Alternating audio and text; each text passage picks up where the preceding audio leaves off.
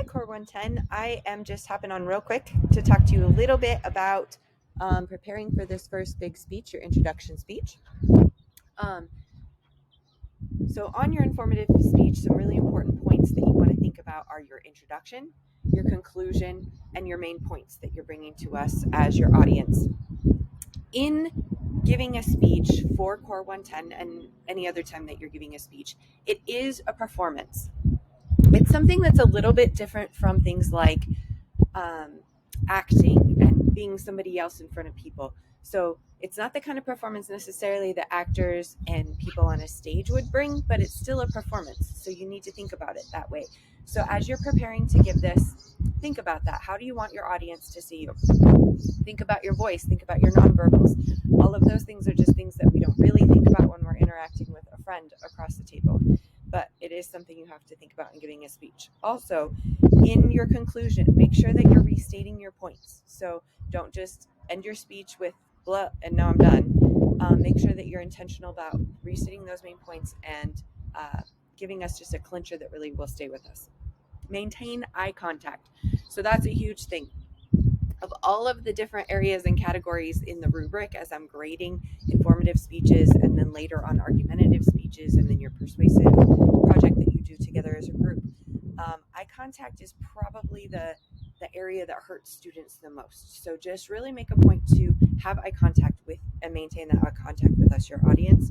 That will include for your first two speeches, both the camera audience, those of us behind the screen, and the physical people that are there watching you and watching your performance. Make sure also in Core 110 that you stand while delivering your speech. That's a more professional option.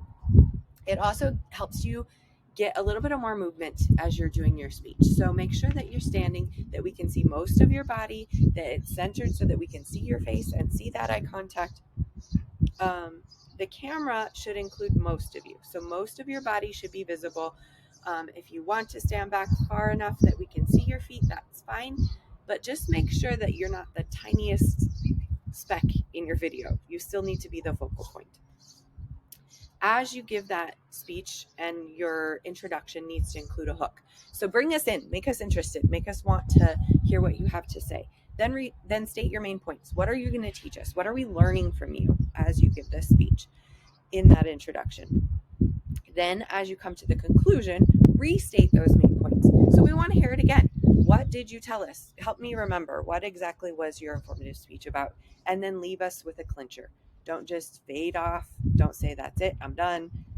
Give us a clincher. Give us something to remember by. And engage the audience. Make sure that you're using hand gestures. I'm being a little bit exaggerated in this video because I just want to encourage you.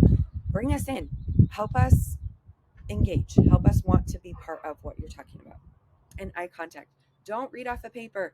Again, this is another area. This is where that eye contact thing gets tricky for my students, is they are tempted to just type out their whole speech or take the outline that I have you do and just read it to us and just stay there and you're staring at the sheet of paper. I am not as interested as an audience member. The other students in our class are not going to be as interested if you're just reading to us. It's not as engaging. Make sure that you are moving around. So a good rule of thumb for about a 5-minute speech is try to move around at least 5 times. So make sure that you're moving in some way as you do your introduction. Make sure that as each main point is brought up, that you move in some meaningful way. And then as you give your conclusion, make sure that you're moving. You're not just standing stationary. A lot of good speakers, good pastors, good orators are people that move around and really engage us through that. Next, I have note cards in Core 110. I highly recommend that you use note cards. Some people have a lot of familiarity with what they're speaking about, so note cards are kind of a distraction for them and they hate to use them. If you can maintain eye contact and you can remember your content and you're not reading off of your screen to me and I can tell that your eyes are just tracking like you're on a teleprompter, if you're not reading off a full sheet of paper, but you're able to do it without note cards, then sure, give that a try. But for most of us, having note cards is going to help us not forget our points and interesting things that we want to share. Prepare well. make sure that you're trying to bring somewhat of a professional appearance. We know it's summer. We know you're out enjoying life.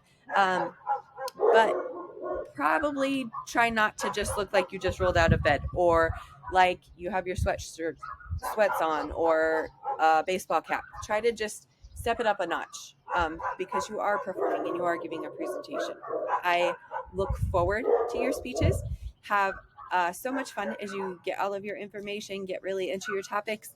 And if you have any questions at all as you move forward, please don't hesitate to reach out. I'm here. Thank you.